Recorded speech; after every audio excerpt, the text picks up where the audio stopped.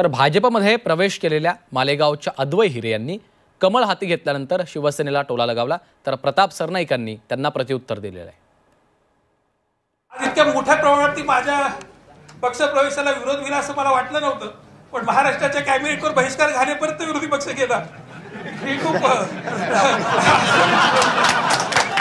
आणि त्यामुळे निश्चितपणे मला समाधान आहे की विरोधकांच्या पायाखालची वाळू आत्ताच घसरलेली आहे आणि गिरीश भाऊच्या नेतृत्वामध्ये भारतीय जनता पक्ष 100% भाजपा नाशिक जिल्ह्यात करून दाखवेल। कोण अद्वै हिरे?